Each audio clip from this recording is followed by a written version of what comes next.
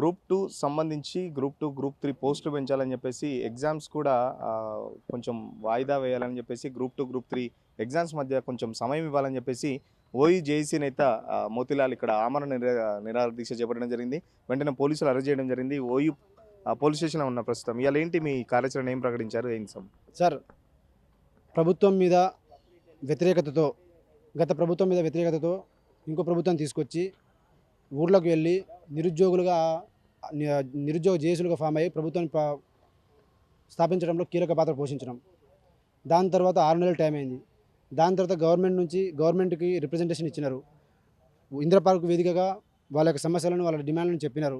అయినా కూడా ప్రభుత్వం స్పందించకపోతే మేము 48 గంటల అల్టిమేటం ఇచ్చినాం గవర్నమెంట్కి. ఇది 7 దశాబ్దాలుగా వీళ్ళని ఈ నిరుద్యోగులను మోసం చేస్తూనే ఉన్నారు. కాబట్టి ఈ సమస్యకు తక్షణమే ఈ ప్రభుత్వం మేము స్థాపించింది కాబట్టి, మేము కష్టపడితే తెచ్చుకున్నాం కాబట్టి మాకు కూడా వాళ్ళకింత హక్కు ఉందో మాకు కూడా అంతే హక్కు ఉంది. కాబట్టి ఇది ప్రభుత్వం మీద ఒత్తిడి తీసుకురావడానికి చివరి అస్త్రంగా ఆమరణ నిరాహార దీక్షను నేను స్టార్ట్ చేసిన. అది ఈ రోజు నుంచి కొనసాగిస్తూనే ఉంటా.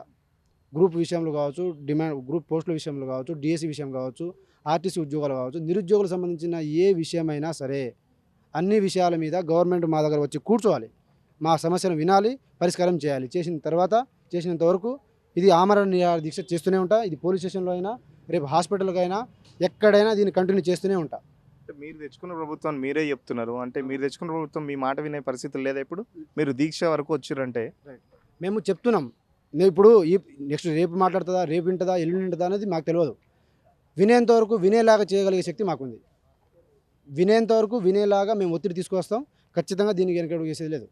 మా ప్రభుత్వం అంటే మేము కష్టపడిన ప్రభుత్వం అంటున్నాం. మేము తెచ్చుకున్న తర్వాత మా కోసం పని చేయకపోతే మా ప్రభుత్వం ఎట్లయితుంది? మేము ఆర్ట్స్ కాలేజ్ దగ్గర కూర్చున్నాం. ఆర్ట్స్ కాలేజ్లో 24 గంటలు అంటే సాయంత్రం 5 వరకు ఏ దీక్ష చేసినా ఏం చేసినా కూడా పర్మిషన్ ఉంటుంది. అప్పటికప్పుడు లిఫ్టింగ్ చేసుకొచ్చినారు. ఇప్పుడు మీ మీడియా వాళ్ళతో మాట్లాడడానికి కూడా మాకు నిర్బంధం చేస్తున్నారు. ఎందుకంటే పోలీసులు పర్మిషన్ ఇవ్వలేదా మీకు ఆ దీక్షకు సంబంధించి? యూనివర్సిటీలో ప్రోగ్రామ్ చేయడానికి నేనేం యాంటీ సోషల్ యాక్టివిటీస్ చేయట్లేదు. మాకున్న కన్సర్న్ని ప్రభుత్వం దృష్టికి తీసుకుపోవడానికే ఈ యొక్క పని చేస్తున్నాము. దీనికి పర్మిషన్ దేనికి? మేమైనా కొడుతున్నామా, తిడుతున్నామా, లేదంటే ఏమైనా పొలిటికల్ ఎజెండా ఉందా దీంట్లో? కాదు కదా. కాబట్టి ప్రభుత్వం ఇప్పటికీ మమ్మల్ని అరెస్ట్ చేసి పోలీస్ స్టేషన్ తీసుకొచ్చి ఇవి అన్నీ ఇక మన ప్రభుత్వం మీద మాకు నమ్మకం కూడా పోయింది. మేము ప్రభుత్వాన్ని సపోర్ట్ చేయాల్సిన అవసరం కూడా లేదు. ఖచ్చితంగా మా డిమాండ్ పరిష్కారం చేసేంత వరకు ఖచ్చితంగా మేము కొనసాగిస్తూనే ఉంటాం. ఆమరణ నిరాహార దీక్ష కొనసాగిస్తూనే ఉంటాం. మిత్రులు, ఒక్కొక్క విద్యార్థి సంఘాల నాయకులు కూడా మాకు మద్దతు తెలపడానికి వచ్చినారు. మాకు ఆర్ కృష్ణయ్య గారు కూడా మాకు మద్దతు తెలిపినారు. అశోక్ సార్ కూడా మాకు మద్దతు తెలిపినారు. బక్కా జడ్సన్ గారు కూడా మాకు మద్దతు తెలిపినారు. వీళ్ళందరూ వస్తూనే ఉంటారు, మద్దతు తెలుపుతూనే ఉంటారు. వివిధ విద్యార్థి నిరుద్యోగులు అందరూ కూడా మాకు వస్తూనే ఉంటారు, సపోర్ట్ చేస్తూనే ఉంటారు.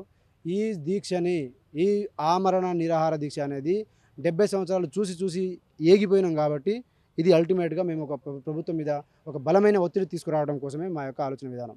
ఎందుకు అసలు ప్రభుత్వం మిమ్మల్ని ఎందుకు పట్టించుకోవట్లేదు? దశల వారీగా ఉద్యమాలు చేస్తున్నారు నిరుద్యోగులు, ఒక్కొక్క రోజు ఒక్కొక్క ప్రోగ్రామ్ చేస్తున్నారు. అయినా ప్రభుత్వం పట్టించుకోవడానికి ఏంటి కారణం అనుకుంటున్నారు సార్ మీరు? మరి వాళ్ళు ఏ అజంప్షన్లో ఉన్నారో 64 మంది ఎమ్మెల్యేలు 24 మంది ఎమ్మెల్యేలు మేము నిరుద్యోగుల జేఏసీలో ఫామ్ అయ్యి మేము ఊర్లోకి వెళ్ళి మేము ప్రచారం చేసి మేము గవర్నమెంట్కి రైతులు ఓట్లేస్తారన్నా ఓట్లేద్దని చెప్పేసి, ముసలోళ్ళు పింఛన్లు తీసుకొని వాళ్ళు ఓట్లేస్తారన్నా వాళ్ళని ఓట్లేద్దని చెప్పేసి, మా జీవితాలు ఆగమేనని చెప్పేసి మేము ప్రచారం చేసి మేము నిలబెడితే వాళ్ళు మేమే కష్టపడ్డాం, మాకే వచ్చింది, మమ్మల్ని నమ్మినారు, బీజేపీని కాదు ఇంకో పార్టీని కాదు మమ్మల్ని నమ్మినారు అనే ఒక ఫీలింగ్లో ఉన్నారు వాళ్ళు. ఆ ఫీలింగ్ లేకుండా ప్రభుత్వాన్ని ఎక్కడి వరకు తీసుకురావాలనో, ఎక్కడి వరకు తీసుకుపోవాలనో మేము చేసి చూపిస్తాం. మా డిమాండ్ పరిష్కరిస్తే మాకు ఎవరితో ఏ సంబంధం లేదు. మా డిమాండ్లు పరిష్కరిస్తే మాకు ఎవరి మీద ఎలాంటి దుష్మనం, మాకు ఎలాంటి విభేదాలు లేవు. డిమాండ్ పరిష్కరించకపోతే వాళ్ళు ఎవరైనా సరే మా శత్రువులే అవుతారు. ఒక ప్రభుత్వాన్ని పడగొట్టినాం, ఈ ప్రభుత్వానికి కానీ బుద్ధి రావాలి. ఈ ప్రభుత్వాన్ని పడగొట్టడం మాకు పెద్ద మ్యాటర్ కాదు. గతంలో చేసిన పొరపాట్లు ఈ ప్రభుత్వం కూడా చేయకూడదని కొట్లాడి తెచ్చుకున్న నిరుద్యోగులందరూ కలిసి అన్ని యూనివర్సిటీలు తిరిగి మోతీలాల్ నాయక్ గారు, దాంతోపాటు మా లాంటి విద్యార్థి నాయకులు అనేక మంది కష్టపడితేనే ఈ ప్రభుత్వం నిలబెట్టినాం. ఈ ప్రభుత్వం కూడా ఇప్పుడు నిర్వీర్యం చేస్తుంది.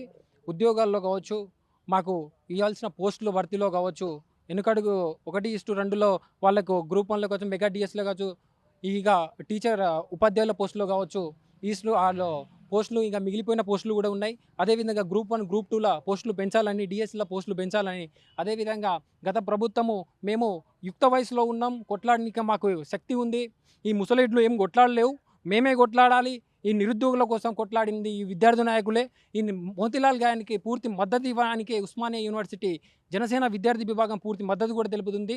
అమర నిరాహార దీక్షకి ఇంకా ఇట్లనే కొనసాగించే ప్రయత్నంలో ఇంకా మరి కొంతమందిని గ్యాదర్ చేసి ప్రభుత్వాన్ని నీరుగార్చే ప్రయత్నం పక్కా చేస్తామని, గద్దెదించే ప్రయత్నం కూడా చేస్తాం. మాకు సమస్యలు పరిష్కరిస్తే మేము సానుకూలంగా ప్రభుత్వానికి అండగా ఉంటాం.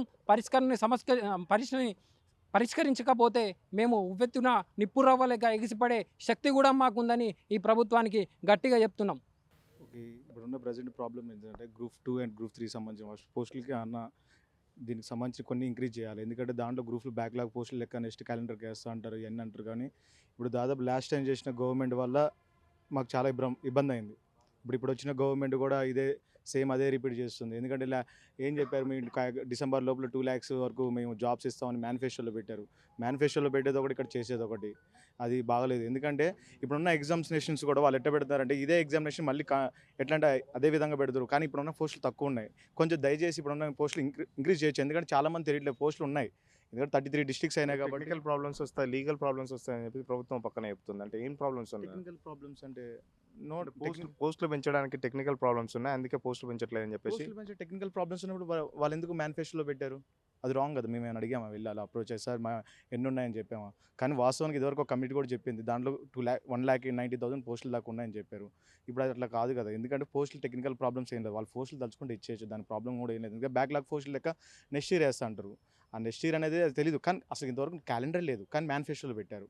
దానివల్ల ఎంత ఇబ్బంది అవుతుంది. ఇప్పుడు మళ్ళీ పైగా ఇప్పుడు మా విద్యార్థులు కోరుకునేది ఏంటంటే ఎగ్జామినేషన్ గ్యాప్ ఇవ్వట్లేదు. మొన్నే 1 అయిపోయింది, నెక్స్ట్ మంత్ ఆగస్టులో పెడుతున్నారు గ్రూప్ 2. కానీ టైం కొంచెం అడుగుతున్నారు. డిఎస్సి మెగా డిఎస్సి అనేది లేదు. ఇలా చాలా విధాలుగా ఇబ్బంది ఉంది. ఎందుకంటే ఇప్పుడు పోస్టులు ఇంక్రీజ్ చేస్తాయి కదా, చాలామంది కూడా ఎడ్జ్ మార్కులు వచ్చిపోయిన వాళ్ళు ఉంటారు. చాలామంది చాలా ప్రాబ్లమ్స్ అయితే అని కూడా, ఎందుకంటే హార్డ్గా ప్రిపేర్ అయ్యేవాడికి ఎటువంటి ప్రాబ్లం కావద్దని మా హోప్. ఇంకోటి ఏంటంటే చాలామంది కూడా ఇప్పుడు గ్రూప్ 2లో 783 పోస్టులు ఉన్నాయి. హాఫ్ ఆఫ్ ద కొన్ని పోస్టులు వచ్చేసి నార్మల్గా ఏరే వాళ్ళ వరకే ఉన్నాయి. అవి లేడీస్కి ఉన్నాయి. అండ్ ఇంకా అన్నీ చేస్తే ఆల్మోస్ట్ అన్నీ అయిపోయినాయి. కానీ ఏరే జోనల్లో లేవు. కానీ పోస్టులు కొంచెం ఇంక్రీజ్ చేస్తే మంచిది. పోస్టులు ఇంక్రీజ్ చేస్తే ఏంటంటే హార్డ్గా ప్రిపేర్ అవ్వడానికి ఎటువంటి ఇబ్బంది కాదు. లాస్ట్కి ఎడ్జ్ మార్కులు వచ్చిపోయే వాళ్ళు కూడా మళ్ళీ వాళ్ళకి కావద్దని మా హోప్ అంతే. మళ్ళీ ఈరోజు తెలంగాణలో ఉన్న అతిపెద్ద సమస్య నిరుద్యోగ సమస్య. ఎందుకంటే ఈరోజు తెలంగాణలో రైతుల ఆత్మహత్యలు కూడా నిరుద్యోగుల ఆత్మహత్యలు ఎక్కువైపోయినాయి. తెలంగాణ వస్తే మా నిధులు నియామకాలు ఏర్పడినాయి. తెలంగాణ నీళ్ళు వచ్చినా నిధులు వచ్చినా నియామకాలు మాత్రం రాలేదు. ఎవరు మారినా నియామకాలు రావట్లేదు. సరే కాంగ్రెస్ ప్రభుత్వం గెలిపిస్తే మా ఉద్యోగాలు మాకు వస్తాయి, మా నోటిఫికేషన్లు మాకు వస్తాయని చెప్పేసి అంటే ఇంకా వాడు ఇంకా లూటగాడు ఉంటే వీడికంటే పెద్ద లూటగాడు వీడు ఉన్నాడు. అసలు నిరుద్యోగులను పెట్టించుకునే ప్రసక్తే లేదు. ఎందుకంటే మేము దాదాపు ఒక 20 రోజుల నుంచి కాంగ్రెస్ పార్టీలో ఉన్న ఎమ్మెల్యేలను కలుస్తున్నాం, మంత్రులను కలుస్తున్నాం, మినిస్టర్లను కలుస్తున్నాం, అందరిని కలుస్తున్నాం.